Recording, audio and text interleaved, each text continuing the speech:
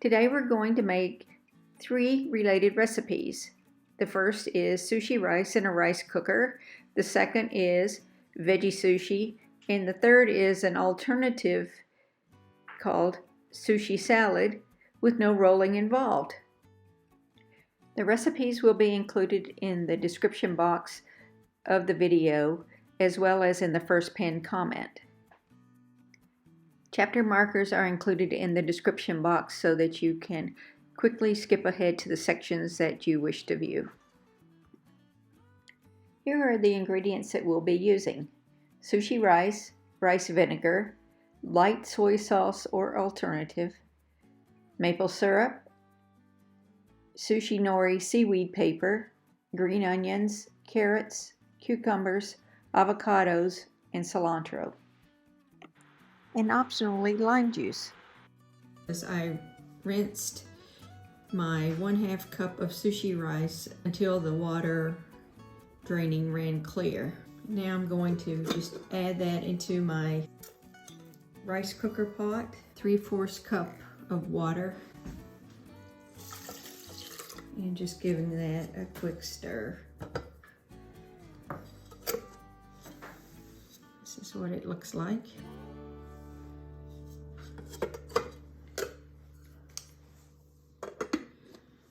Now I'm going to turn on my portable power station. I want to see how much power this takes for future reference in case we want to take this off-grid camping with us, or in the case of a power outage at home.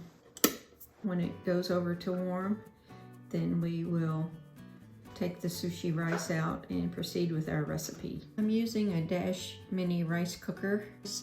1/2 cup of the rice and 3/4 cup of water. In the upper right hand corner of the meter, one can see that we are running at about 194 watts in the cook mode on the rice cooker,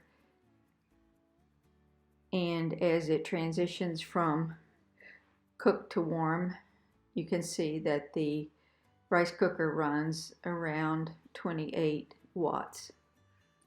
The total amount of energy used to cook the sushi rice was 78 watt hours, and it took 24 minutes. Now let's see what the sushi rice looks like.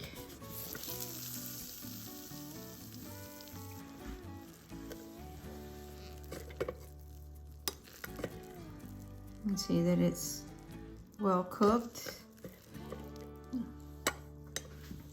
There's no water in the bottom. There may be a little bit of crunchies on the bottom. Now I'm going to start getting the rice ready. Put it into a kind of a flat bowl, because this is going to serve to cool it off, and we're also going to mix some ingredients into the rice and season it. Now we're just going to kind of flatten the rice out. I'm going to use the regular rice vinegar, use 4 tablespoons of that, and 1 tablespoon of maple syrup.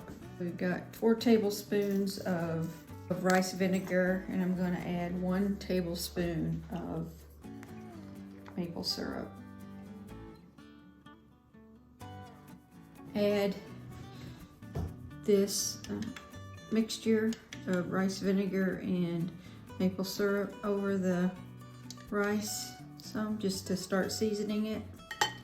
And I may not need all of this. I don't want to make the rice too liquidy because I want it to retain its stickiness. So we'll see in the end how much of this we really use. So I just want to kind of use this to cut that in, if you will.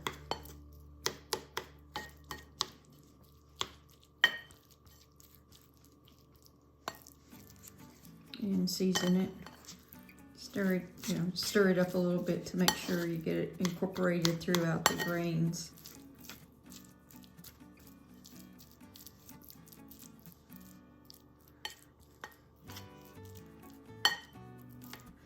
So I think it's important to taste as you go, so I'm just going to use one of my tasting spoons for that. And you know, as you make this, you'll decide how sweet or vinegary you like the rice. And that tastes good to me. It's definitely very vinegary, but with some of the tartness cut just a little bit by the maple syrup. So I think that's all of that I'm going to use. So when I started, I actually had 5 tablespoons total of liquid in this measuring container, and now I have 3. So I will include the measurements in the description box of this video as well as in the first comment. Testing this. This is still sticky. We are ready to make the sushi. You can buy what's called a sushi mat inside of a 1-gallon Ziploc bag that I don't have to clean this afterwards, clean the wooden mat itself. What I do is I just take pure vinegar, spray it down, and wipe it off. Now, if you don't have one of these sushi mats, one of the other things you can do is you can take a piece of aluminum foil and fold it in half. I just used heavy duty, and I cut it to a size that was compatible. Here's I'm gonna get my nori. It's a seaweed sheet.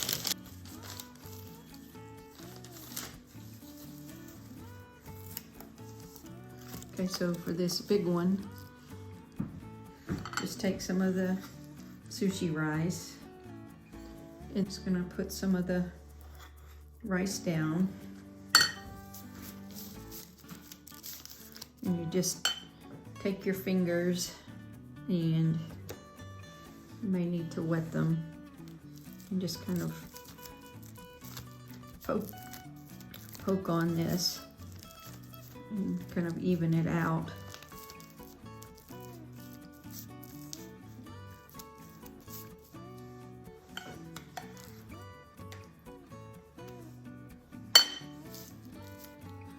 I'm not going to go all the way to the end because I want to be able to use that to help seal the wrapper.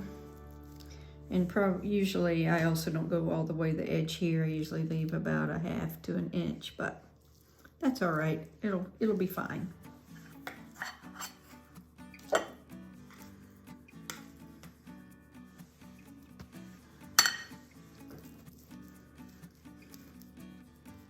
Here's some of the vegetables we cut up earlier. We have cucumber, carrots, an onion, scallion, and some avocado. Now I did take a lime and just squeeze on top of it to keep the avocado from darkening, but you don't have to do that if you don't like the taste of lime, but it actually does complement the flavor. So all I do now is it's a little bit of an assembly process. I take a piece of cucumber, some of the carrot, a green onion. Now I do like to cut this in half and, you know, put some on one end and some on the other, like that. Because I'm making a big roll, I'm just gonna add a little bit more carrot and a little bit more cucumber.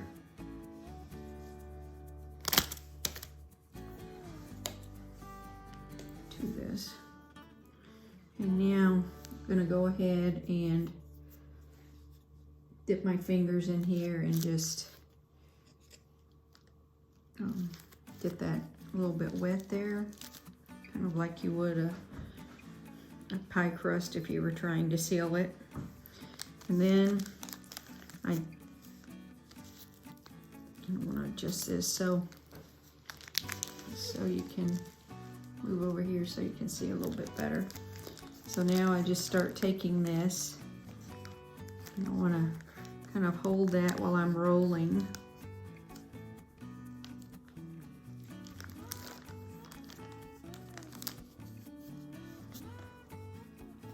It's good to have a little wet towel nearby so you can wipe the rice off of you as you go. Should have probably waited to wet that because it's curled up on me now, but it'll be fine. Okay, so now once I get here, I want to kind of take this and kind of press it down and kind of form it a little bit.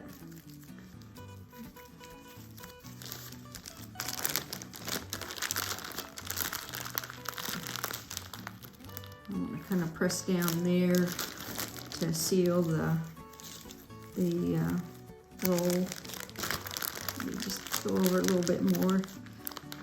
I should have waited to put the water on the edge because it didn't roll quite flat, but see, we've got a little bit of a hump in there, but it'll still taste great.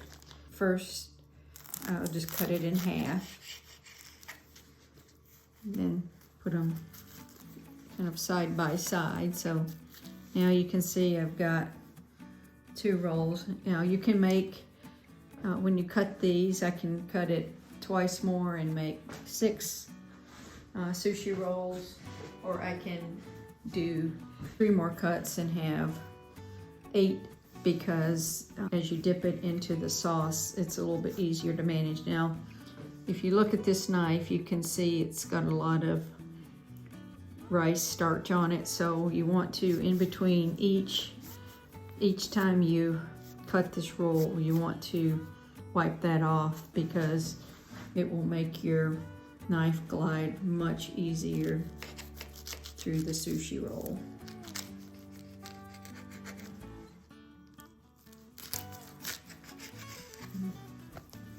Just wipe that down again.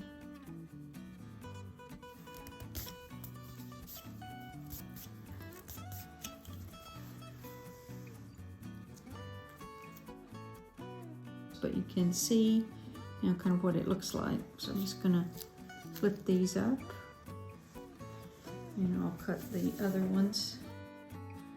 Since I'm going to be using this cutting board again, I'll just transfer the sushi over, and of course everyone likes to sometimes have their own individual. So you can see how it looks there. This is some toasted sesame seeds. I like to just sprinkle a little bit on top. You can leave that off if you don't want to use it. For the dipping sauce, I'm going to use a 1-to-1 ratio of rice vinegar and light soy sauce, or in this case, a light soy sauce alternative, which is coconut aminos. So I'm just gonna start with 2 tablespoons of each.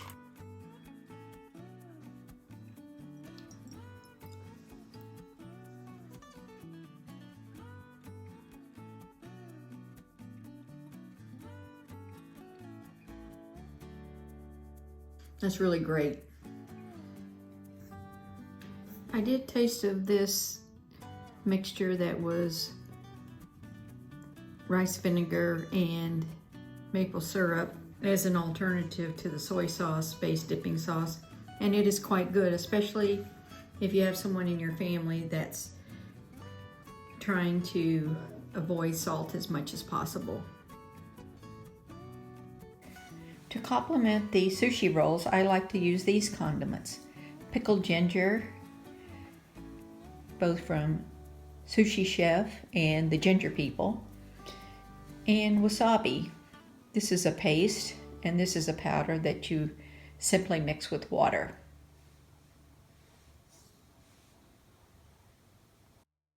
Now we'll make a sushi rice bowl salad with leftover rice and veggies.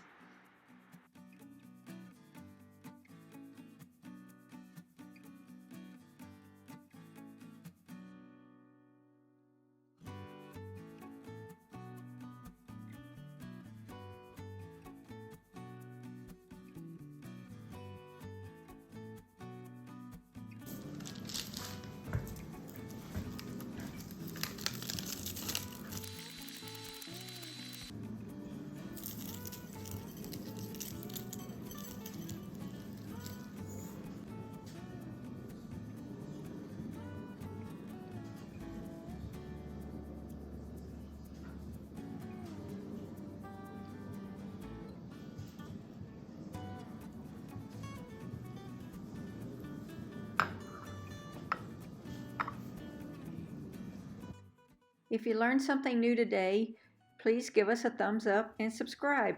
Thank you so very much.